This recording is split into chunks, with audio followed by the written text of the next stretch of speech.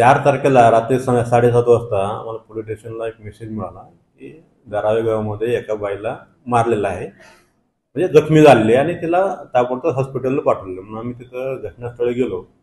तर त्या घटनास्थळामध्ये पूर्ण घरात रक्त वगैरे सांडलेलं होतं आणि बाजूला चौकशी केलं तर ते बाजूवाल्यांनी सांगितलं की नवरा बायको दोघंजण राहतात आणि त्यांचं आपसात भांडणं झालेली आहेत आणि त्या बाईला जखमी झालेली आहे आणि तो पळून गेलेला आहे आणि तिला हॉस्पिटलला हे केलेलं आहे, ॲडमिट केलं. आम्ही हॉस्पिटलला गेलो तर डॉक्टरांनी डेट बिफोर ॲडमिशनचं सांगितलं.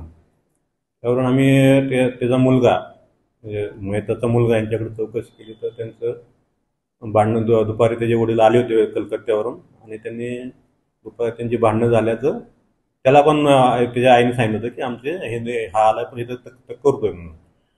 आणि त्याच्यावरून त्यांची भांडणं होऊन त्या नवऱ्याने तिला मारलेलं आहे.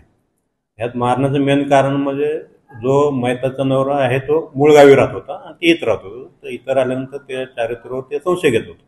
त्या संशयातनं तिने त्याला मारलेलं आहे. आणि आरोपी हा 60 वर्ष वयाचा आहे, त्याच्यावर असे काही गुन्हे नाहीत, पण तो मूळ गावीच राहत होता. इथं पूर्वी राहत होता पण आता येऊन जाऊन करत होता, कधी इथं राहायचा कधी गावी राहायचं. न्यायालयानं 9 तारखेपर्यंत त्याला कस्टडी दिलेली आहे.